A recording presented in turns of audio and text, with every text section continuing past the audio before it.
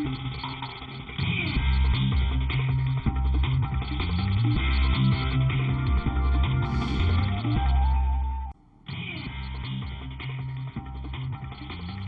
है आपका 24 घंटे 24 रिपोर्टर में। सबसे पहले शो की 4 बड़ी खबरें। सरोज सिंह बताएंगे केजरीवाल के बजट से दिल्ली में बढ़ेगी महंगाई, डीजल गाड़ियों के एंट्री पर टैक्स लगेगा, फिल्म और टेलीविजन देखना भी महंगा। मनीष शर्मा बताएंगे ललित मोदी विवाद में वसुंधरा राजे पर कार्रवाई की सुगबुगाहट, कांग्रेस ने आज फिर मांगा इस्तीफा। गणेश ठाकुर बताएंगे चिक्की घोटाले में महाराष्ट्र की मंत्री पंकजा मुंडे के खिलाफ जांच की तैयारी में एसीबी, इस्तीफे की मांग को लेकर कांग्रेस का प्रदर्शन। प्रशांत बताएंगे प्रधानमंत्री मोदी ने शुरू की 100 शहरों के लिए स्मार्ट सिटी योजना, लेकिन नहीं किया शहरों का खुलासा। मगर आइए शुरुआत करते हैं इस वक्त की सबसे बड़ी खबर से।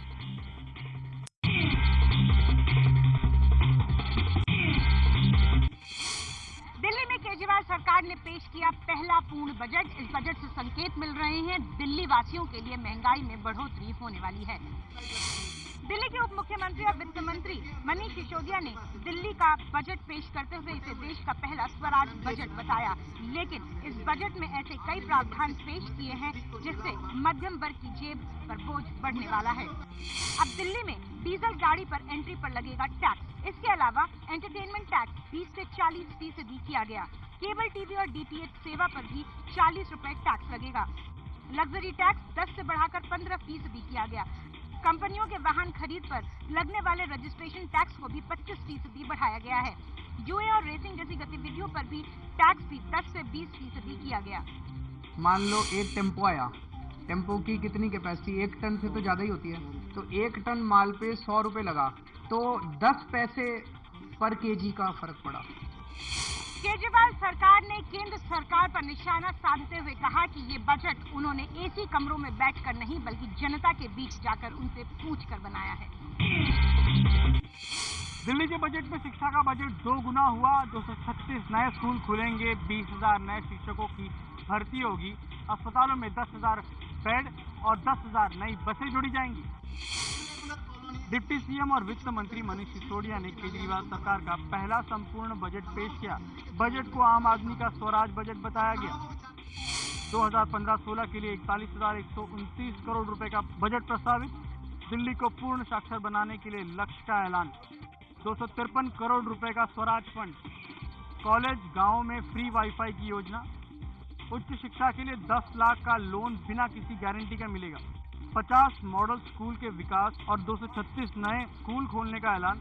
सरकारी स्कूलों में क्लास में सीसीटीवी कैमरे लगेंगे। 20,000 नए शिक्षकों की भर्ती होगी।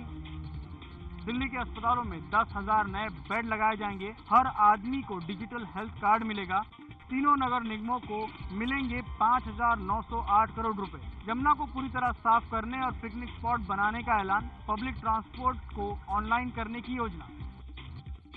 बजट में महिलाओं की सुरक्षा के लिए बसों में सीसीटीवी कैमरे लगाने का प्रस्ताव है। साथ ही गार्ड्स की तैनाती का प्रस्ताव भी है।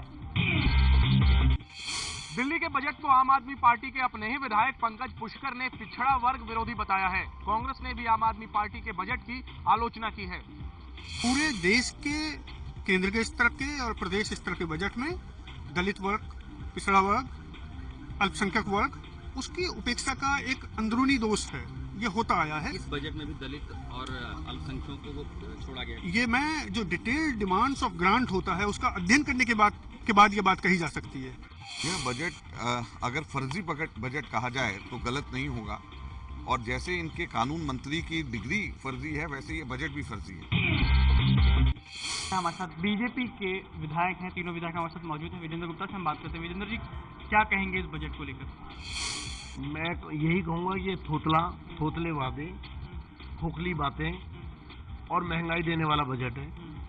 जो इन्होंने कमर्शियल व्हीकल्स पर डबल टैक्सेशन कर दी, double charges, toll tax already है, और वो तमाम व्हीकल दिल्ली के अंदर माल ढोते हैं, माल लेकर के आते हैं, और उनके ऊपर मुझे लगता है कि उससे कुल कलेक्शन जो इन्होंने यहाँ दिखाया है लगभग 4 से 5 हज़ार करोड़ रुपए होने वाली है। इसका अर्थ ये है कि ये वजन अल्टीमेट दिल्ली की जनता पर ही पड़ेगा। जिस प्रकार ये खोखले वायदे करते रहे हैं उसी प्रकार का बजट है। बजट से पूरी तरह खुश नहीं है। कुछ काम इसमें ठीक भी है, कुछ काम जो पिछली सरकारों ने किए उनको यहाँ दर्शाया गया। ललित मोदी वसुंधरा विवाद में अब 2011 का एक लंदन का वीडियो सामने आया है, जिससे उस वक्त वसुंधरा और ललित मोदी की नजदीकियों का पता चलता है। आरोप है कि मोदी के लिए गवाही देने की वजह से वसुंधरा ने अपना दौरा और लंबा कर लिया था। ये तस्वीरें जुलाई 2011 की हैं। लंदन में प्रवासी भारतीयों के कार्यक्रम में बीजेपी का प्रतिनिधिमंडल शामिल हुआ था, जिसमें राजस्थान की तत्कालीन नेता विपक्ष वसुंधरा राजे, स्मृति ईरानी और नितिन गडकरी शामिल हुए थे। बाकी नेता तो लौट आए, लेकिन आरोप है कि इसी दौरे में वसुंधरा रुकी रही और अगस्त 2011 में ललित मोदी की गवाही के दस्तावेज पर साइन किए। बताया जा रहा है कि वसुंधरा के अलावा ललित मोदी के वकील महमूद आप्ती और उनके सिक्योरिटी एजेंसी के प्रमुख रॉबर्ट निकोलस ने भी गवाही दी थी। इस बीच वसुंधरा राजे के दफ्तर ने कहा है कि वसुंधरा के इस्तीफे को लेकर कई खबरें मीडिया में चल रही हैं, वो सब अफवाह हैं।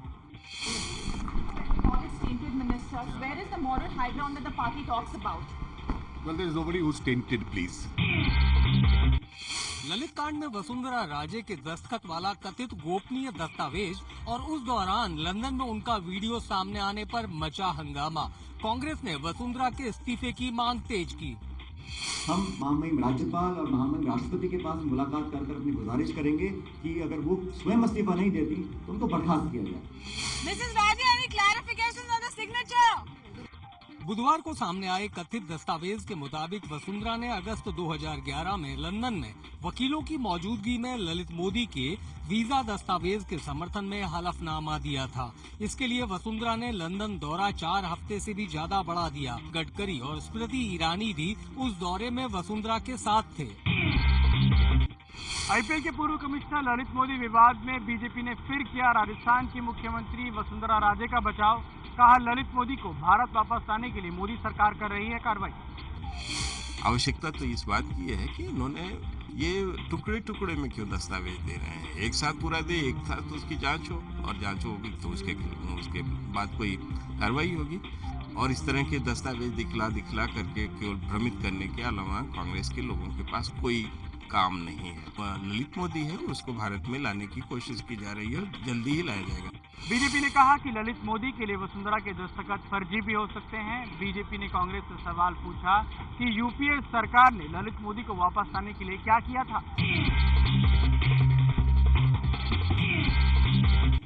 पंकजा मुंडे पर लगे घोटाले के आरोपों पर महाराष्ट्र सरकार की सफाई। सीएम देवेंद्र फडणवीस ने कहा कि तथ्यों की जांच के बिना लगाए गए आरोप जरूरत पड़ी तो जांच भी करवाएंगे। पंकजा मुंडे महाराष्ट्र की महिला बाल विकास मंत्री हैं। आरोप है कि उनके आदेश पर मंत्रालय ने बिना टेंडर के कंपनियों और ठेकेदारों से 206 करोड़ में घटिया सामानों की खरीदारी की। पंकजा पर एक ही दिन में 24 सरकारी आदेश जारी करने के भी आरोप हैं। वेरिफिकेशन किए बिना इस प्रकार के चार्जेस लगाए जा रहे हैं। केंद्र सरकार का जो DGSND कॉन्ट्रैक्ट होता है उसके अनुसार ये खरीद की गई है। हाँ, जहाँ तक जो चीज़ें सप्लाई हुई है उसके ऊपर अगर कोई प्रश्न चिन्ह लगाता है तो ज़रूर पंकजा जी ने स्वयं मुझसे कहा है कि आप जांच कीजिए, उसकी हम ज़रूर जांच करेंगे। मालेगांव बम धमाके की सरकारी वकील का सनसनीखेज आरोप। मोदी सरकार के सत्ता में आने के बाद NIA केस में नरमी बरतने का दबाव बना रही है। पब्लिक को ये जानकारी मिलना चाहिए, ऐसा हो रहा है, इसके लिए इंटरव्यू दिया मैंने। रोहिणी के मुताबिक 12 जून की सुनवाई के दौरान उसी अधिकारी ने उनसे कहा कि ऊपर के लोग नहीं चाहते कि वो मालेगांव ब्लास्ट केस में पैरवी करें, लिहाजा रोहिणी चाहती हैं कि NIA उन्हें इस केस से आधिकारिक तौर पर हटा दे। 29 सितंबर 2008 को महाराष्ट्र के मालेगांव में हुए बम धमाके में 4 लोग मारे गए थे और 79 लोग घायल हुए थे।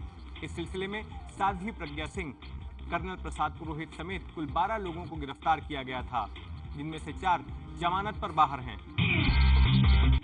कांग्रेस ने मालेगांव ब्लास्ट की सरकारी वकील के दाव पर मोदी सरकार को घिरा, केस को कमजोर करने का लगाया आरोप। क्योंकि ये ज्यादातर आतंकवादी जो पकड़े गए हैं मालेगांव कांड में वो RSS और भारतीय जनता पार्टी के परिवार से जुड़े हुए हैं, इसलिए उनको बचाने की कोशिश की जा रही है सरकार की तरफ से। ये खतरनाक है, निंदनीय। मालेगांव ब्लास्ट की सरकारी वकील के आरोपों के बाद कांग्रेस ने NIA के डायरेक्टर जनरल को हटाने और हाईकोर्ट की निगरानी में जांच करवाने की मांग तेज कर दी है। अब बात प्रधानमंत्री की। शहरी भारत की तस्वीर बदलने के लिए प्रधानमंत्री मोदी ने लॉन्च की 3 बड़ी परियोजनाएं। क्या हैं ये योजनाएं, आइए देखते हैं।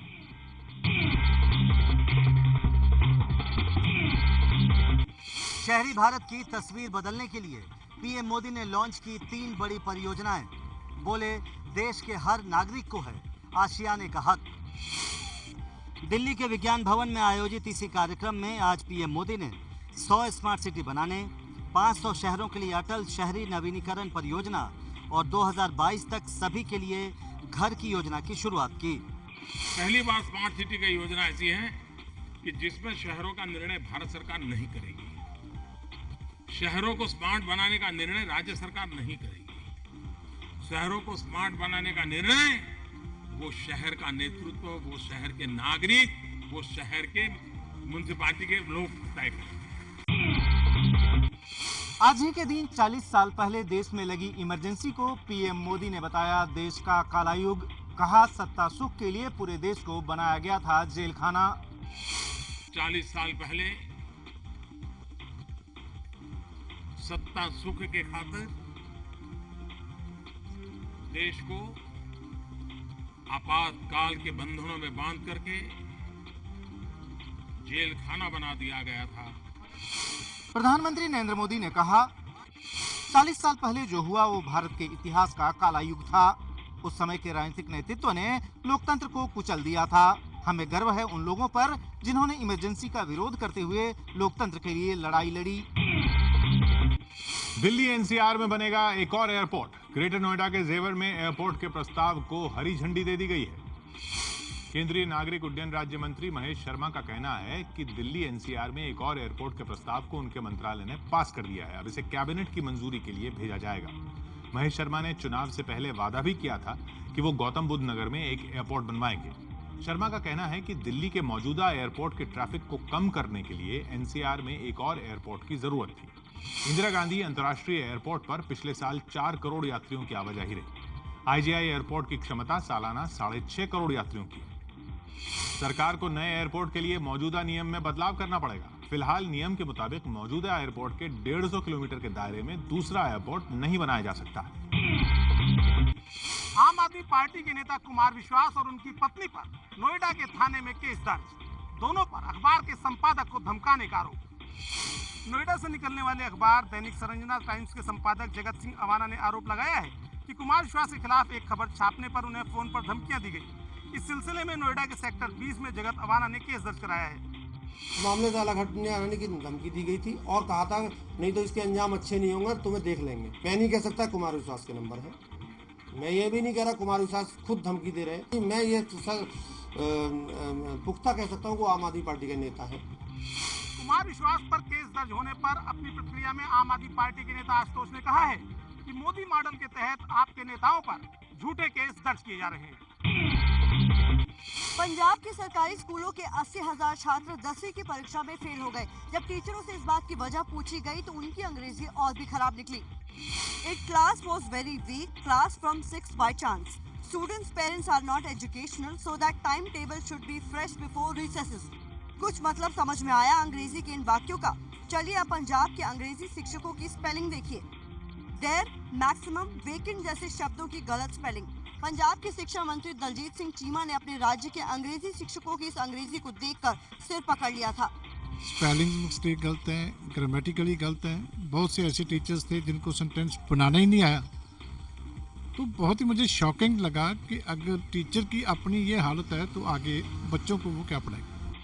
अपने राज्य के अंग्रेजी के शिक्षकों की यह हालत देखकर अब पंजाब के शिक्षा मंत्री अपने छात्रों से पहले शिक्षकों की अंग्रेजी दुरुस्त करने की बात कर रहे हैं। मुंबई से सटे थाने में फिर एक बार हुई पुलिस की वर्दी शर्मसार। सेक्स रैकेट से छुड़ाई गई लड़की को बनाया हवस का शिकार। इन पुलिस वालों पर खाकी को एक बार फिर दागदार करने का आरोप है। इन पर आरोप है कि एक दंपत्ति की तरफ से चलाए जा रहे सेक्स रैकेट का पर्दाफाश कर इन्होंने जिस नाबालिग लड़की को छुड़ाया था उसी को फिर से वेश्यावृत्ति के दलदल में डाल दिया। आरोप है कि कांस्टेबल कौशल काकड़े और इरफान खान ने लड़की को अपनी हवस का शिकार भी बनाया। इस पूरी घटना की जानकारी रेस्क्यू फाउंडेशन नाम के एक एनजीओ ने दी थी। सेक्स रैकेट चलाने वाले दंपत्ति को भी गिरफ्तार कर लिया गया है। महाराष्ट्र के जलगांव में बड़ा सड़क हादसे में 25 लोगों की मौत। ये तस्वीरें हैं महाराष्ट्र के जलगांव के 40 गांव इलाके के पास हुई दुर्घटना की।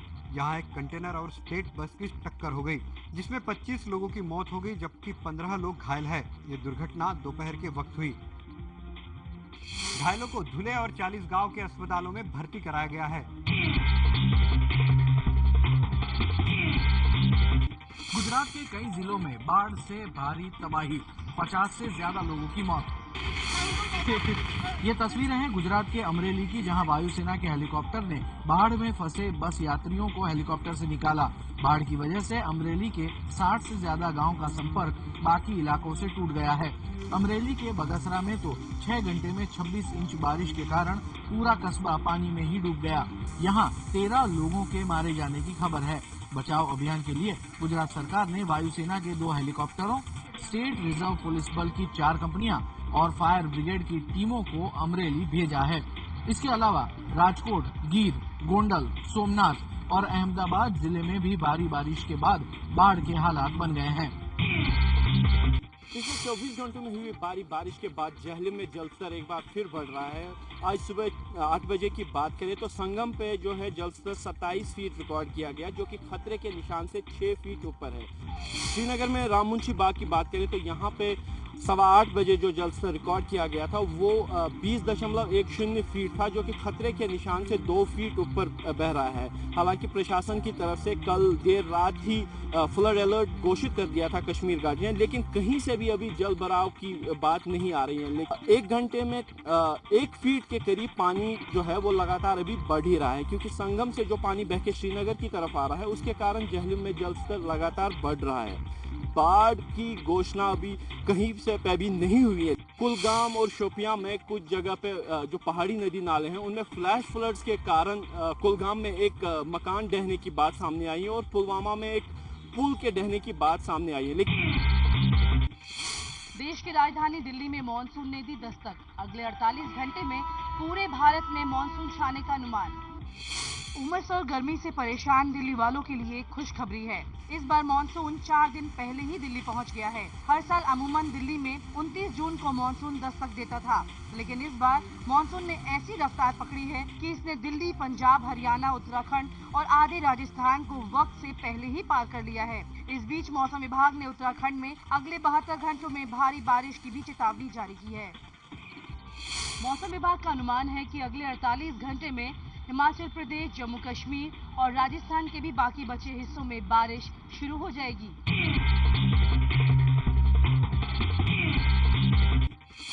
रिलीज से पहले चर्चा में आई मिस टनकपुर हाजिर हो शुक्रवार को बड़े पर्दे पर रिलीज हो रही है। पत्रकार से निर्देशक बने विनोद कापड़ी की ये पहली बॉलीवुड फिल्म है।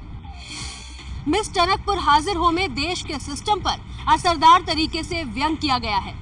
फिल्म में ओमपुरी, अन्नू कपूर, रवि किशन, संजय मिश्रा, ऋषिता भट्ट और राहुल बग्गा ने भूमिका निभाई है। यूपी के मुजफ्फरनगर में खाप पंचायत के विरोध को देखते हुए फिल्म रिलीज नहीं हो रही है। इलाहाबाद खाप पंचायत का आरोप है कि फिल्म में खाप पंचायत की गलत तस्वीर दिखाई गई है। निर्देशक विनोद कापड़ी का कहना है कि पहले फिल्म देखें, देखने से पहले विरोध जायज नहीं है। देश के जजों और दिल्ली की केजरीवाल सरकार के लिए फिल्म की स्पेशल स्क्रीनिंग भी की गई थी। मिस टनकपुर हाजिर हो का ट्रेलर पहले ही सोशल मीडिया पर वायरल हो चुका है। फिल्मकार राजकुमार हिरानी से लेकर अमिताभ बच्चन तक ट्रेलर की तारीफ कर चुके हैं।